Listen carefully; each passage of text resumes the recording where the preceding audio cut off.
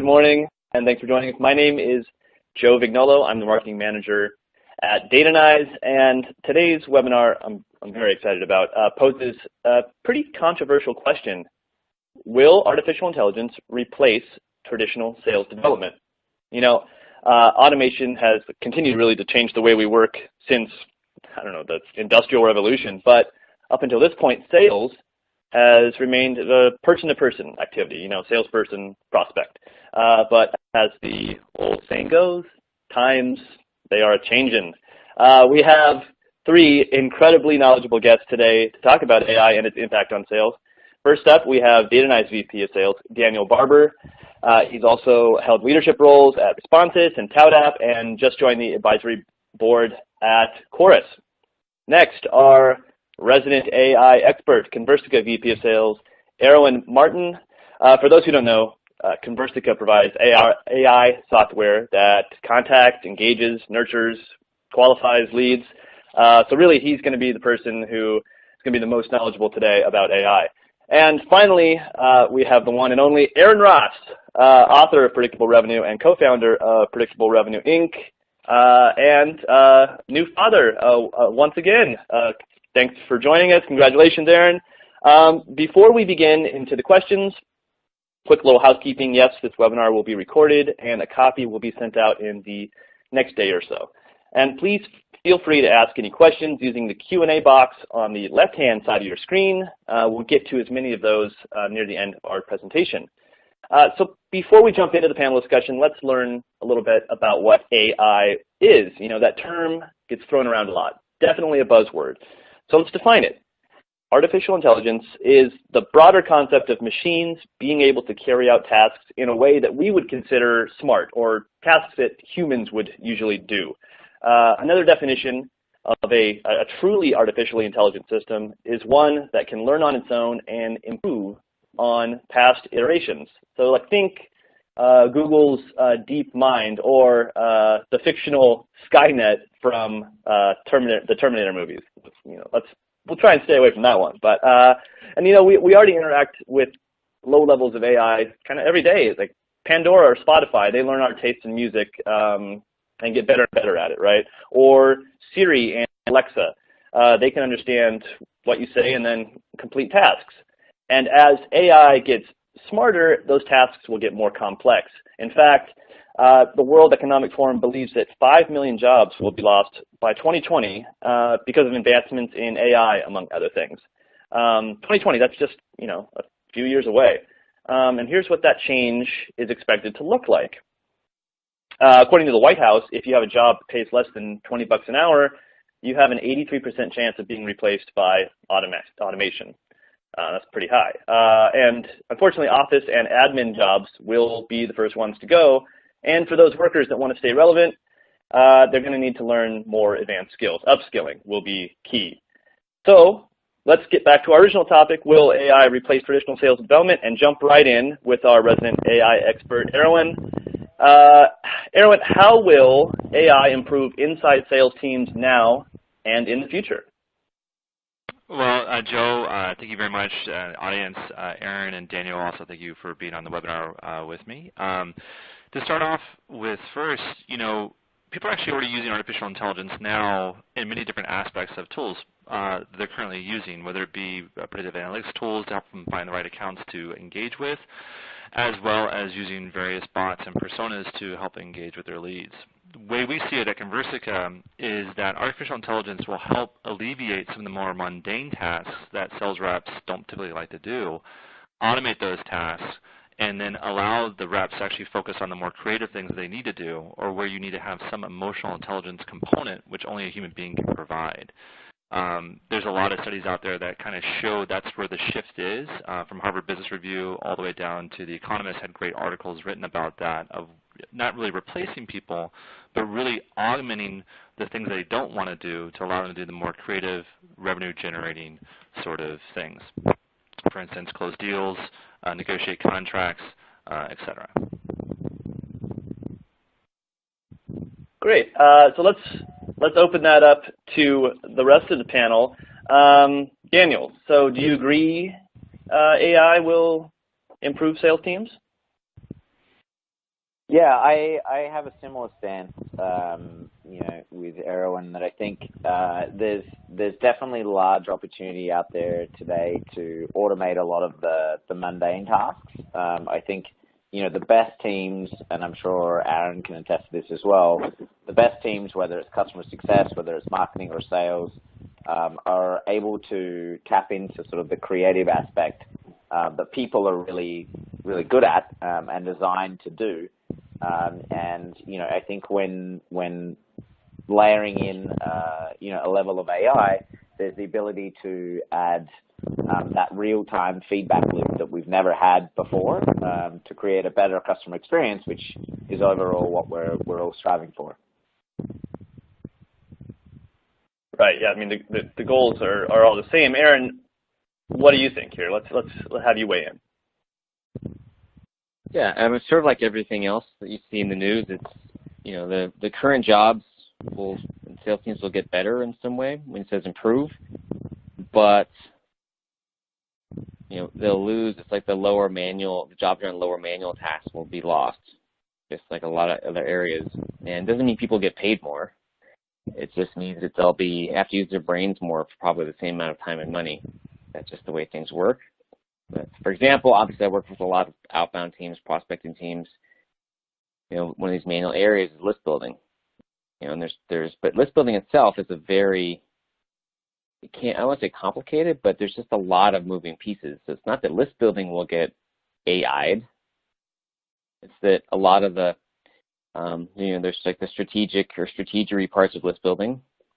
So let's say for a prospector or salesperson, you can have lists built for them, but they still need to know in that list to be able to spot, okay, this account or this type of segment or this person looks like a good fit and this one doesn't. To not, actually even today, too many companies sort of do list building for prospectors and salespeople. That's called what you call automation or, through AI. And the salespeople just sort of go through the list automatically. So it just means that as more of that sort of manual stuff is taken over, salespeople will have to be more creative and use their brains more often than even today that they do. So, those manual tasks being taken over, the average SDR needs to elevate his or her game and do more high-level tasks. But, that's all fine and dandy when you say that to someone, but how worried really should an entry-level SDR be about losing their job? What do you think about that, Aaron? Well, zero SDRs should be worried about losing their jobs, and that will be true for 5 or 10 years because this function is such a growth function. If you have the job, you're not going to lose it. If you're any good, of course.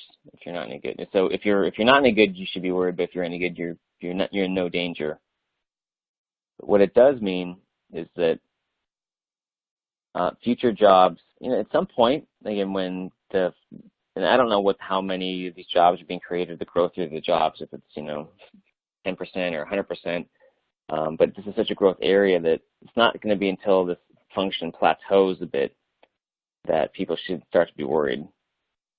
What it does mean if you're in a job today, that the kinds of jobs where you could be worried would be if you're more like an intern type, like list building or just very manual stuff or very, very junior level things as a permanent job. Like I actually will tell companies, even, here's my take is if you have SDRs, even if you could automate, like the talent funnel is so important. I would have to decide if you could automate, let's say you use interns for list building. A lot of people don't, but I'm just creating something. If you could automate that entire process with some AI app, would you want to?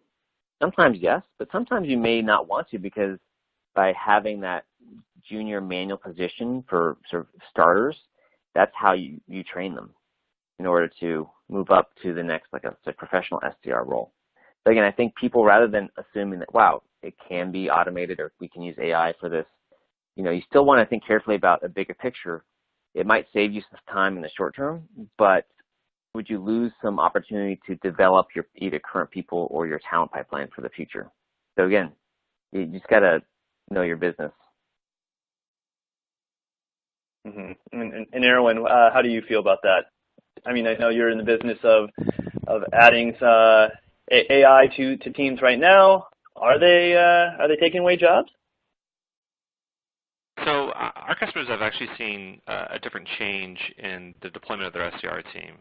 What they see is roles actually change. The SDR doesn't necessarily lose their job. I agree with Aaron. It's a vital function of any organization, especially one that wants to have explosive growth. It's the first face to the customer, especially if they're either doing outbound prospecting or inbounding. So it's a vital role for any organization that wants to grow.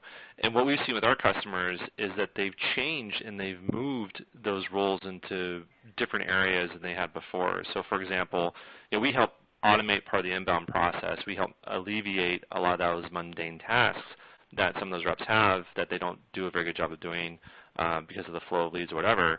And now they've been positioned primarily to doing outbound and prospecting, which requires creativity, which requires looking at a list that's been provided to them either by an intern or by a machine, and then making that critical junction. How do I reach out to that VP of sales, or how do I reach out to that VP of IT or whatever it may be that only a human being can do very effectively. So we've seen our teams grow, and we've seen our customers have a better way of sort of training their teams into doing much more complex tasks. I do agree with Aaron that there needs to be some entry-level position that's always there to train your talent, because people aren't born natural salespeople. They have to be sort of trained and grown. And if you alleviate all of that, then you lose your talent funnel way down the line. Yep, that's a good point. Daniel, what about you? What do you think? Yeah, I definitely concur on the talent pool part. We had a pretty successful inbound SDR program at both Responsive and TowDAP, and I've seen that be very successful, kind of to Aaron's point around bringing in early talent and motivating and inspiring talent to move on to bigger and more aspirational roles in the organization. So I wholly agree there.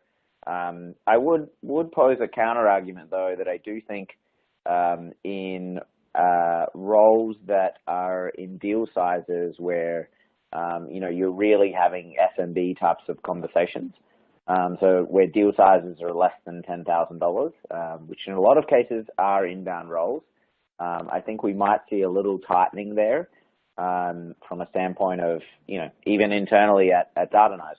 We're currently talking. Our two businesses are talking about potentially a partnership there, because there are a large number of conversations that monetarily perhaps could be solved by something other than a human, and from a financial standpoint may make sense because the unit economics don't make sense. So I think there is a segment of the market that will see some tightening, and even scenarios where someone doesn't lose their job, but there's now 2 inbound SDRs instead of 3. So the role itself may just tighten up a little bit. I also think there's opportunities for expansion using AI. So potentially doing something that Aaron and I are fond of, which is sort of the outbound prospecting approach with platforms that support that. So I think there's definitely opportunities there, but I would agree. I don't think in the short term we're going to see anyone lose their job to anything in AI. To go back to a point likely Erroin made, their quota would go up for the same amount of money. Like, you've exactly. taken away half your dead time. No, they should be able to get 50% more opportunities for the same comp. Yep. There you go. Thank you. Yep. That's what I'd be more. If I was going to be concerned as an SDR, that'd be it. But that's universal for everybody. Death and taxes, 2 things. Quota and quotas go up and territory gets smaller. Yep. So I guess we've established that chances are the human element, it won't be removed completely. But let's go back to those tasks that will be replaced by AI. Let's go more in depth into those. Daniel, talk to me about the tasks that you think will be completely handed off. Yeah, I think so. Obviously, Aaron and I have both been in sort of the email and heavily focused on email for quite some time. Working for an email company like Responsus, and then working for a sales email platform like ToutApp afterwards. I think there are areas where components of emails can start to become automated. I don't think as businesses we're going to move away from email anytime soon. That argument has been made for the better part of 10 years, and we're still sending emails, and we'll all receive emails with the details of this presentation right afterwards. So I don't think that's changing, and so I think there's areas within email that can be not just automated, but real-time feedback based on prospects' responses. Using sort of some machine learning aspects there of over time, becoming more proactive. I also think the concept of notes taking and the power that comes with that. So I have a post actually on artificial intelligence that will be on Salesforce's blog in a couple of weeks, talking about the concept around conversations becoming more powerful through sort of that real-time feedback. So I think the notes component of conversations, it would be wonderful to see that go away and notes actually become a little bit more powerful in real time. But I think we're only just scratching the surface. I think this is the first wave for sales and marketing teams seeing AI platforms. So there's a lot of opportunity ahead, and this is just the beginning, so to speak. And Aaron, what type of tasks do you think will be replaced? I know Daniel touched on email. Are there other things that you think will be given up to automation? Well, especially around SDRs. I mean, there's so much of the day is mundane. I mean, that's just the way it is. If you're doing outbound list building or updating contacts, like here's two examples of things that are so important, but actually a lot of times don't get done. So it's not even replacing the human. It's just there's the nature of the SDRs. Let's talk about my specialty is outbound SDRs, and the nature of that job, I like to say, is there's like 1,000 little things they need to do right to be effective and to be able to be consistent. And most humans just aren't organized enough to be, as organized as they should be as an outbound SDR. So things like, when they send emails out, as Daniel mentioned, cleaning up the bounces, which means going to find out all the bounces, either removing them or going to find out who the new people are. That doesn't get done. If someone's given a list, you got to compare the company, and again, unless it's small business, just like huge volumes, lists are never 100%. I can't tell you how many SDRs I've sat with because, they don't know. Marketing gives them a list, or the list is built for them, and they just work it, but they don't realize that, if you go compare your list, pick any company on the list, and you compare the contacts, the people on your list to who's on the website, more often than not, the CEO is wrong or missing. There's like key executives who are wrong or missing. So it's like a lot of these things that are just so hard to keep up with as an outbound SDR that if you could have some automation or AI help you, the result is a lot of the mundane stuff that you don't get to anyway, or you're basically not very good at, can get done well, hopefully. And the quality of your list and data and, I won't say execution, but at least the list and the data of sort of accuracy of what's in your CRM system could be hopefully much more accurate. I think that's one of the shorter term things that I would love to see, because most companies have big data problems. Not big data, but like large data problems that are, the more you prospect, usually the faster your data gets bad. And I think that's one area that I'd love to see AI change and help companies. Because too, if you have a lot of bad data in your system, it doesn't matter how fancy your technology is to do predictive analytics or something around whatever you're trying to predict. Bad data in the system equals bad garbage in, garbage out. So that's probably, in 5 or 10 years, there's no way we can predict how far this will go. But it's probably like the most interesting short-term place. I would love to see some changes happen. Well, fortunately, we have someone who may be able to predict where this is going to go in 5 or 10 years. Erroin, what is Conversica replacing when companies implement your product? So what Conversica is placing is really that pursuit phase on the inbound lead, and inbound coming from like a webinar, post-webinar like this, or a trade show event. People downloading white papers and so forth. And the mundane thing for a lot of our customers is that inbound rep, they chase after this lead, person raises their hand supposedly by downloading a white paper, but they don't know if that person really wants to talk to them or not, and they give up after X amount of attempts. We obviously go a little bit longer, being a machine, doesn't get tired, all that good stuff. But then what we're doing is we're keeping that speed of contact going. So if someone responds back, we actually have 3 AI components to our AI. We can keep the conversation going and make some routine decisions that are very valuable for an organization, such as someone on a customer journey, they may actually be ready to buy, even though marketing says that, well, they only downloaded this white paper, they're not quite ready yet, but they may not have the right Gmail address, whatever it is. But if you talk to that person, you find out that they're ready to buy, that moves the process along a lot faster. And that's one of the mundane things that we're doing, sort of that arduous, sort of boring pursuit phase that most SDRs, we've discovered with most of our customers, they do, they don't necessarily do all that well. Now, other tools already out in the space right now.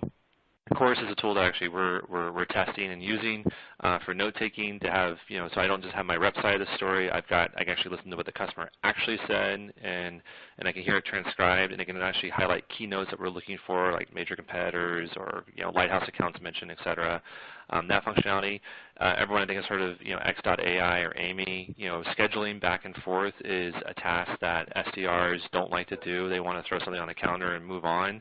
The ability to find the right time for both the AE or for the customer is incredibly important. Mundane, but it's incredibly important to make that connection and pipeline velocity faster, already in existence. Crystal Knows is a wonderful tool to help people communicate either in an outbound or inbound setting the right way. That has a higher chance of not just getting the person to read your content, but to engage back with you in a conversation.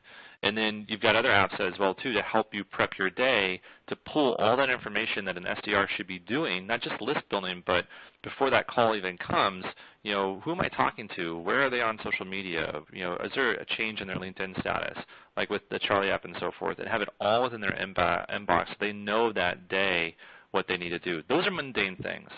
Some people like to do it, but most people don't like to do it because it's boring and they don't do it effectively.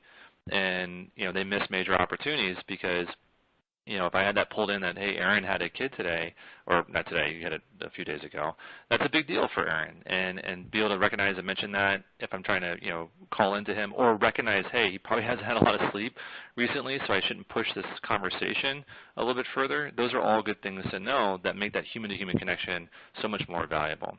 So what I see as the future of replacing the mundane things is like what Aaron sees, data cleanup, super huge and super important.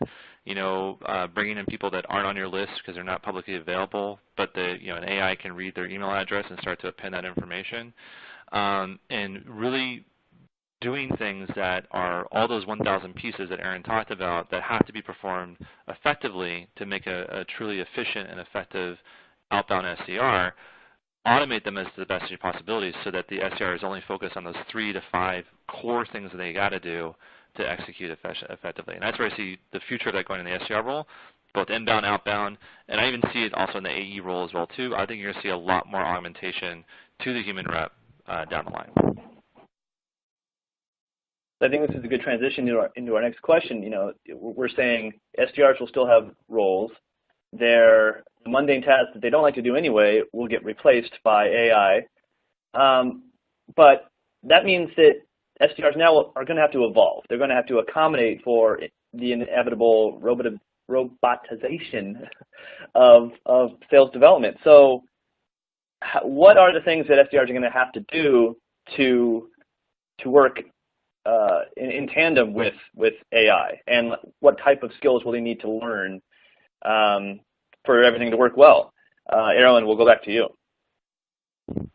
So I think what you'll see, take a step back. So a lot of SDRs have to be very honest with themselves and recognize they can't control the entire universe. They can only control what they can control. And the more that they can let be automated that is not an efficient use of their time, the more they can control the valuable skills that they need to either learn or have and be execute on a daily basis to be effective. And so how they accommodate AI is they should be leveraging it. Does that tool make me much more efficient, or is it making me inefficient? If it's the latter, then it's not the right tool for you. If it's making you very efficient, then definitely put that in place and leverage it. What they need to understand too, at the end of the day, it's software. It's a machine, so it's not going to be able to do everything for you, but it'll do about good 80%. I think the best AI tools will get you almost all the way there. They don't have to be 100% perfect. And then I think as we mentioned earlier, and Aaron brought it up, and so did Daniel, the SDR has to be smarter, has to really do either some self-learning or have a good program in place to be creative to jump those gaps where the AI is not going to be able to assist them. And recognize that the giving up of control is a good thing so they can focus on their tasks. That's how the SDR should accommodate the AI into their daily work life. And Daniel, what are the skills do you think SDRs are going to need to work side by side with AI? Yeah, I actually like this question a lot because I think there's something that most sales reps have never had the opportunity to get, which is feedback.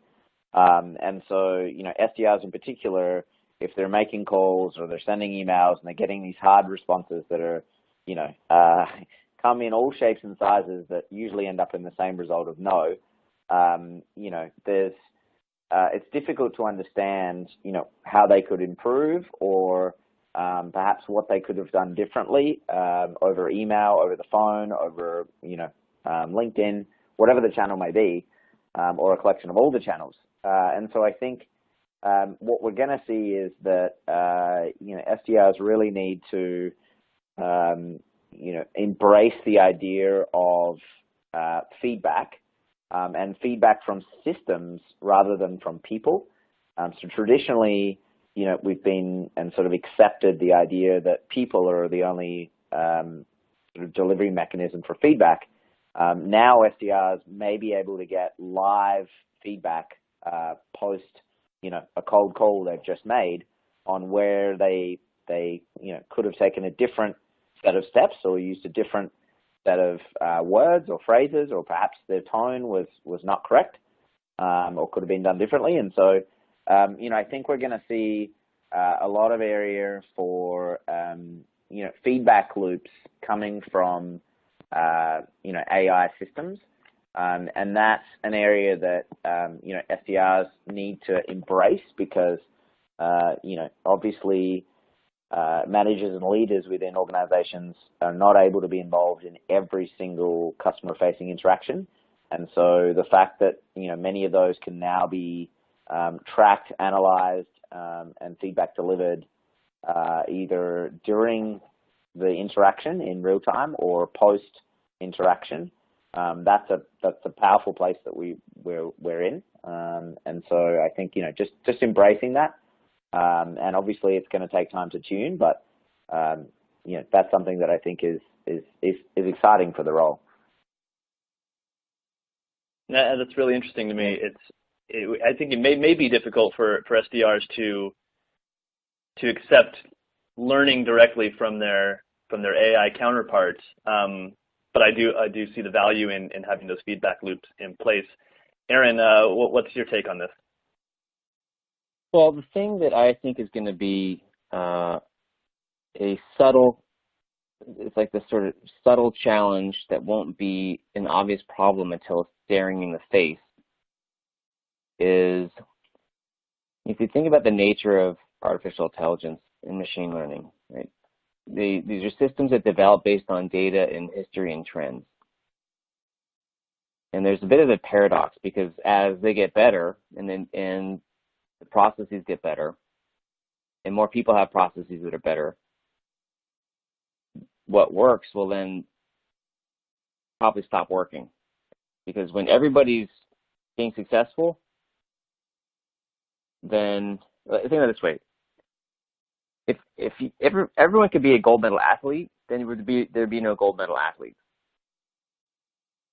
So in this case, for SDRs and for companies using this, once SDRs, let's say, are getting coached by AI and they're learning what to do and getting better, that only works according to what's already worked. But in order to be successful or beyond the average, so that'll get you to average. Like today's best SDRs in the future, those will be average. In order to get beyond that, they'll have to not listen to the AI, or maybe not use AI, and then really be able to tap into their creative or intuition or creativity, or those leaps of whatever, come up with something that the AI doesn't know. The game is going to get harder that way, and it'll be so easy to get improvements to AI at first, and then it's sort of this I don't want to say corrosive. It's like it'll be a subtle problem for a while. So people realize, wow, like we're all struggling. And the AI we're doing exactly what it's doing, but like, what's the problem?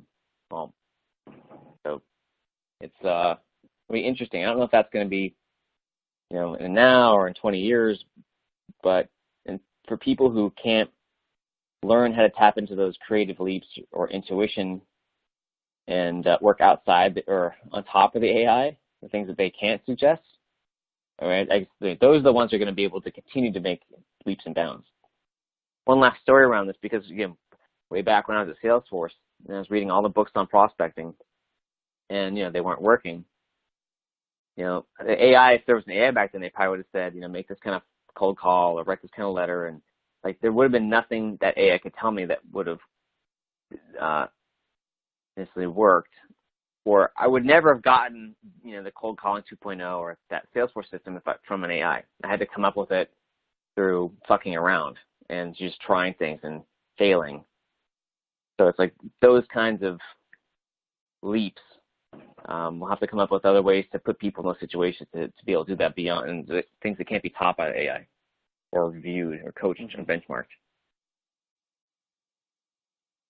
Right, yeah. So AI is going to kind of elevate everyone to a certain level, but those big leaps and bounds that are revolutionary and really make an impact, those will still have to come from a person's mind, a real person. Yep. And all the elevation won't get you anywhere because everyone else will be elevating too. It'll be a bit of a hamster wheel. It'll be short-term elevation, and then everyone else is going to get better. And that's how it works. Mm-hmm. Yeah, I mean that's kind of how there's advancement works in general, right? So a tool comes along and brings everybody up to speed. Then someone needs to make another jump, and then everyone gets that level of expertise, and again, and so on until we just kind of progress. So moving on, and just if you're sitting here thinking to yourself, AI is never really going to be part of my life, right? It's sci-fi. It's in the future. Think again, really. Like here's a look at some of the large, well-known companies that are investing in artificial intelligence right now. So chances are, whether you're using it now or not, you probably will be or interacting with it in some way in the near future.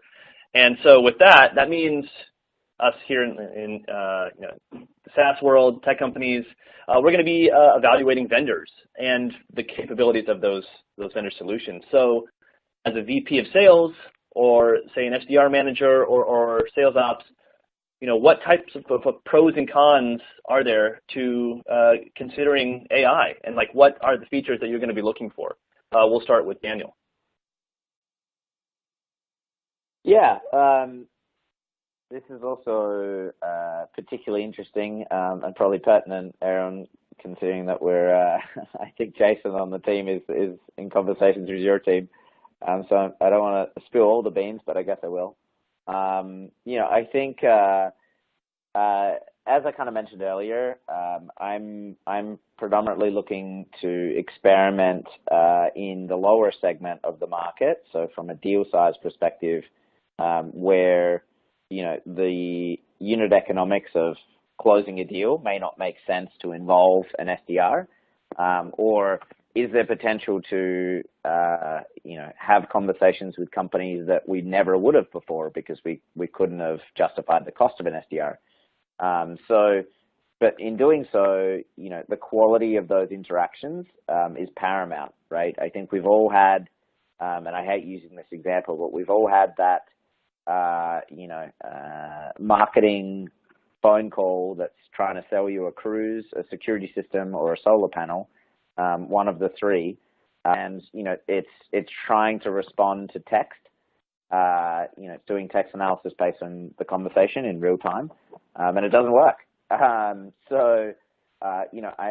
very particular about the area of quality because I think it's not the one or two emails that result in an unhappy customer. It's that unhappy customer or the 2 or 3 unhappy customers that share that with 100 other potential customers. That's the part that I'm always laser focused on.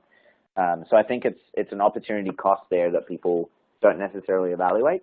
So I would say, definitely looking at the potential cons of what happens when the quality is actually bad, or when we end up in a scenario where the text isn't correct. So evaluating that, and then I think from a pro standpoint, it could uncover markets that are largely untapped that we're not able to attack today. And so that's particularly interesting. On the conversation track, obviously working with Chorus, I'm extremely bullish on that market. I think it's the area where SDRs will benefit, account executives will benefit, customer success will benefit. There's a lot of advantages to understanding how to have better conversations. So very, very positive about that business. The text analysis, as I think anyone on this call would agree, has room to improve, and it likely will for a long time. So it's not perfect, but the first signals that I saw in mid 2015 have improved significantly since then. But still around quality. So overall, I would say huge pro on untapped markets, and improving and sort of reducing the inefficiencies that exist in the SDR program today. But yeah, cons, I mean, there'd be one, quality. And Aaron, what do you think are some of the traits that VP of Sales should be looking for in a good AI? Well, let's see. I think the pro, in terms of traits, it's just like practical. There's a lot of buzz and a lot of hype. So again, like anything else, how do I actually use this, and how do my people use this so it is useful? Doesn't just sound cool. Can you show me that? And honestly, on the flip side, the con, I think, is all the buzzwords and hype and all the noise, because again, everyone's pasting AI on everything now. It's going to be losing some of its meaning. So it's just confusing. One big con these days. Mm-hmm. Right. I mean, with so many companies just slapping that term on their products, what does that really mean? What are you really getting? Erroin, this is kind of a strange question for you, but what are the pros and cons of implementing AI into your SDR team? Well, being on the front lines and working, obviously trying to sell customers on our solution and so forth, one thing that I tell my team to do is be straightforward and honest what the AI can and cannot do. I think the cons are, and I agree with Aaron on this, there's a lot of people throwing AI on everything. And there's very different levels, degrees of AI, from basic machine learning all the way to deep neurolytics that's going on. And the question you have to ask yourself as a VP of Sales is, once you get past the, wow, that's kind of cool what I just saw, is it going to make my team better? Will it help me meet my goal? And more importantly, will it drive great customer experiences that drive quality customer relationships that drive deep revenue for the organization? If you can't answer those three with a tool, then the tool isn't right for you. And if it doesn't make your team efficient, or they can't really show efficiencies, then the tool isn't right for you. Because at the end of the day, we talk about automating some of the mundane tasks. Well, a lot of people can still do them. A lot of people still want to do them. And as one person told me when I first started this a few years ago, I can't yell at the machine. I can walk down the hallway and yell at my 3 SDRs. I'm like, okay, good point. I can't fight that one. The pros, though, when you're evaluating a tool, is, can it help you find untapped resources that you can mine for your opportunity pipeline? Can it help alleviate a part of your job that is stressful, that you're not hitting a number, that you've tried every human possible way to engage with it and it's just simply not working? And is it something that you can align across the organization? And that pro is very important. So I'm going to, since Daniel's on course and we're testing it, the value for me as a VP of Sales to use a tool like that is I can't be in the room with all my AEs at the same time. And now when the rep comes back to me and says, hey, I had a really weird objection, I don't know how to handle it, I'm like, let's pull up in course, let's go straight to the spot right there. Okay, go a few minutes before, a few minutes after, and now I have true context. It's almost as if I'm doing a field ride with my rep without having to be there. It's not going to highlight everything I still need to do to coach my rep, but it provides me valuable insights of what the conversation was really like, and I don't have one prism of bias on it from just my rep's viewpoint. I can now hear the customer myself as well too, transcribed in real time. Other tools that are out there that can help predict which deals are going to close faster, that can help alleviate tasks that the rep should be doing. As a VP, the pro gives me more insight into what I'm looking for in providing efficiencies to the organization, so they spend their maximum time selling.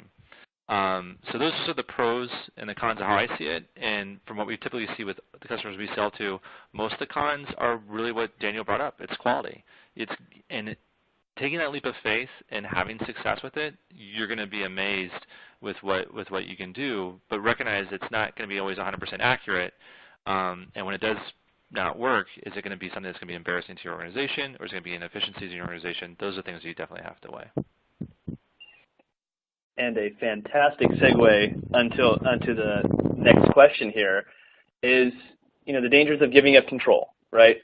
We've all seen Terminator. Like, let's call that the worst case scenario of AI. But even recently, Microsoft allowed its AI to start tweeting, and things turned very racist very quickly. They were, it was obviously taking cues from some internet trolls, but I mean, that's something we got to watch out for. And then just recently, just a couple weeks ago, Google reported that its AI DeepMind turned uncharacteristically aggressive during when playing simple games. So with that, I mean, there is a little bit of giving up control and not really knowing what the outcome is going to be. So how do we, or what are the assurances, or what assurances do we have that AI won't, write an offensive email or do some serious damage to your brand? We'll start with Aaron.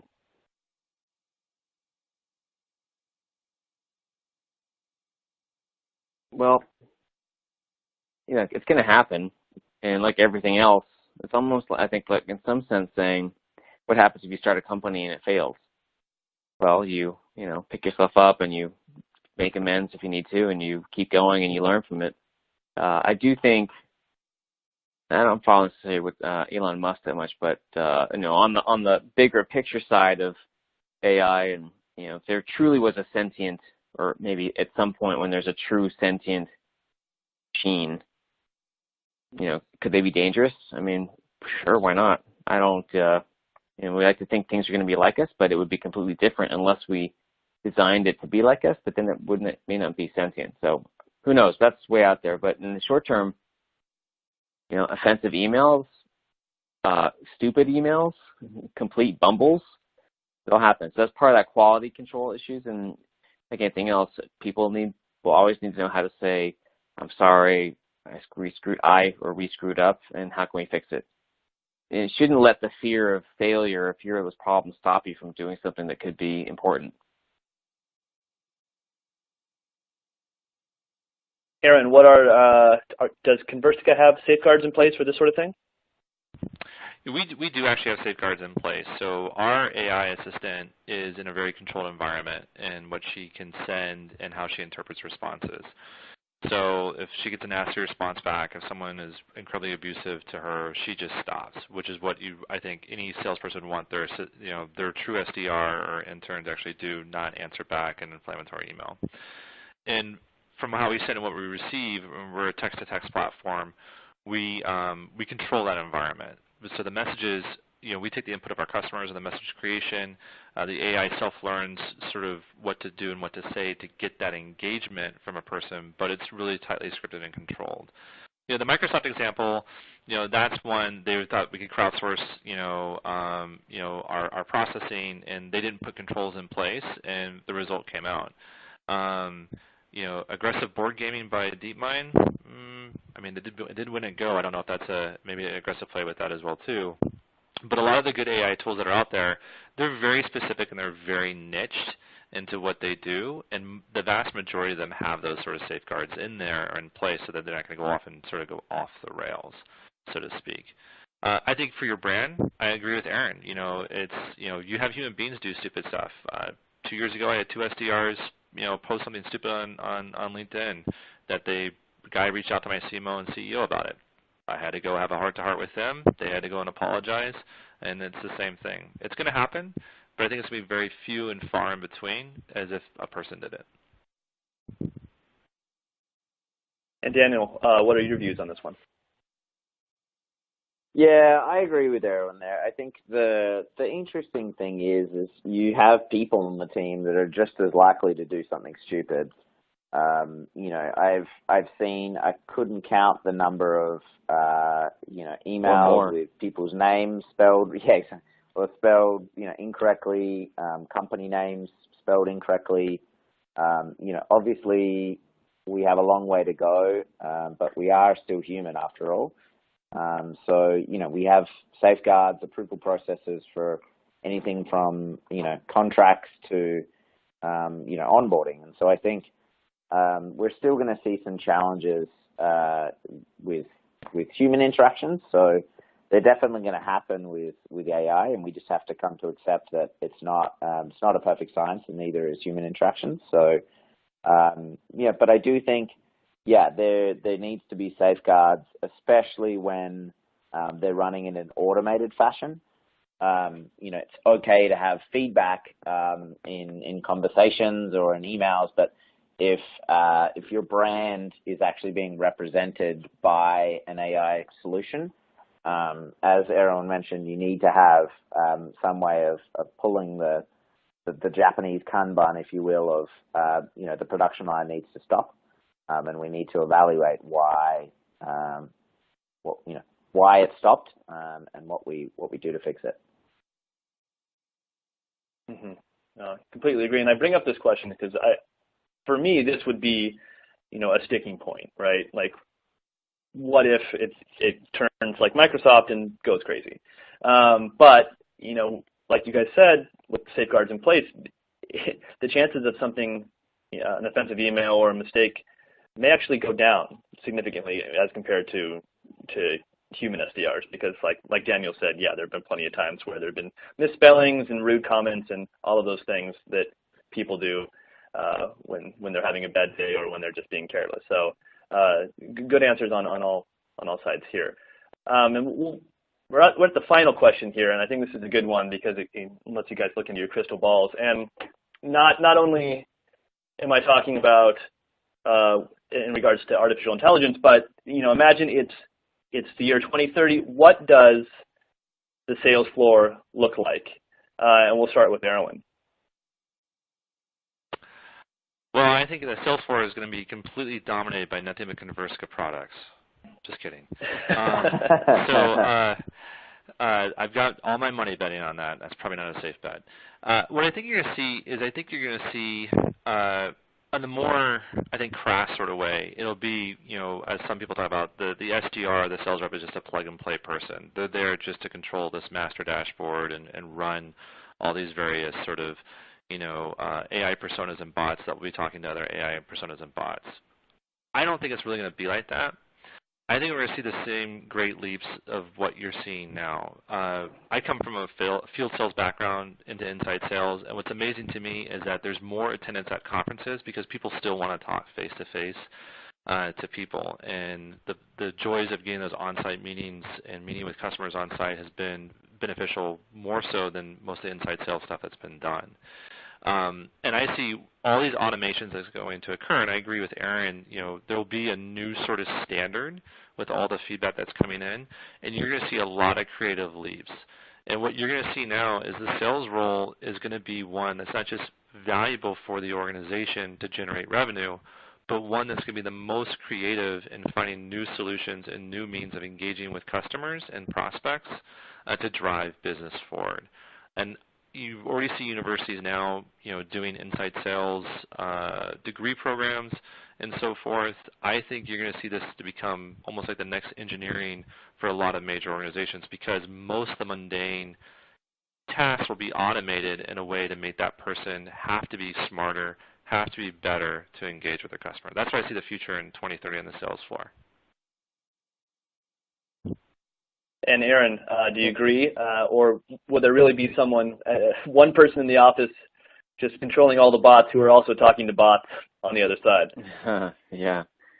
No, I agree. I think we'll still have, 15 or even 10 years just from now is too soon for the current type of sales teams to disappear. We'll still have inside sales, we'll still have field sales. A lot of them will be similar in many ways with new tools and toys. They'll still be stressed out, same amount or probably more. They'll still, they'll be, but I think again the value of sales will keep going up because of that, as Erroin mentioned, the appreciation.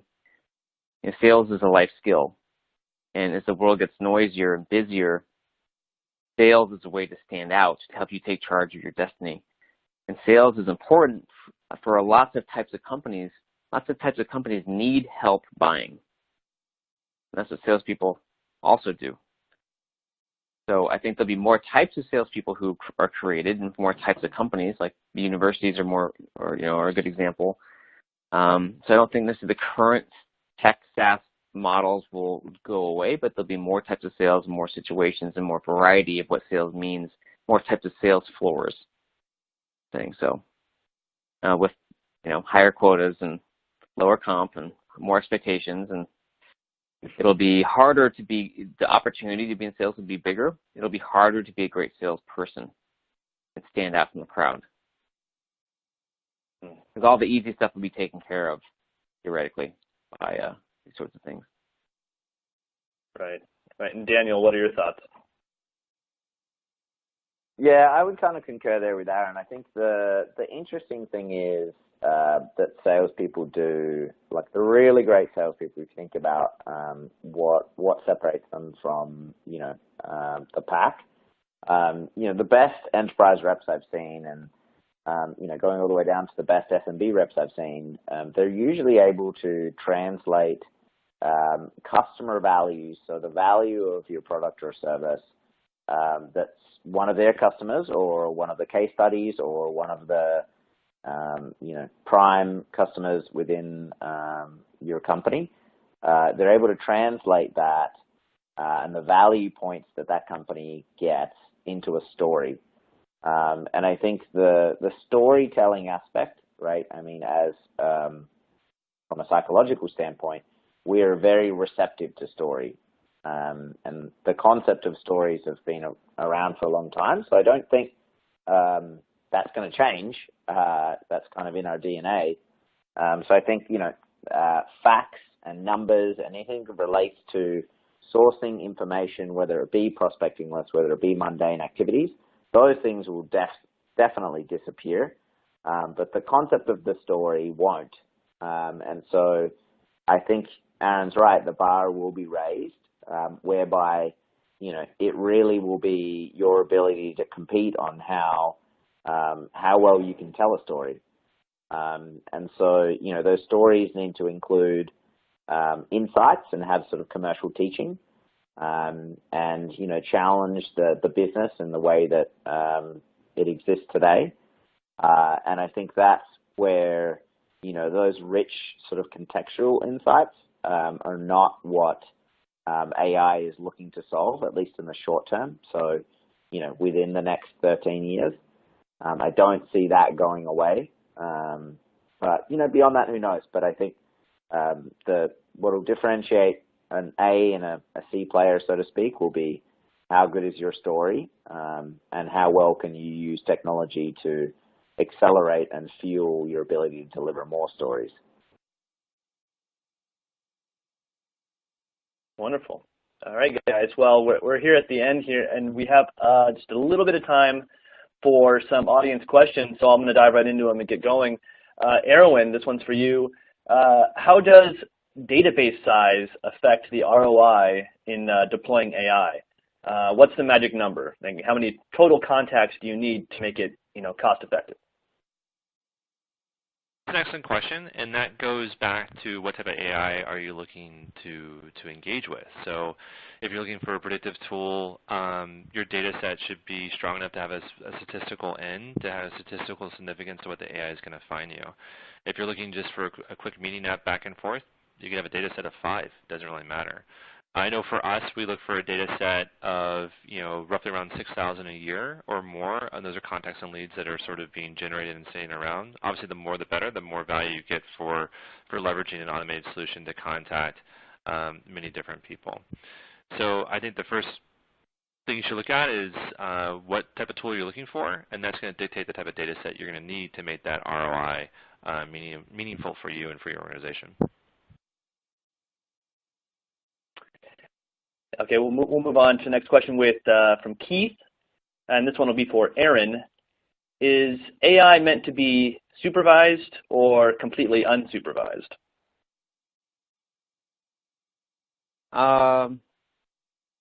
Good question. Like anything else, it has to be supervised until you have that confidence, and then you can let it run.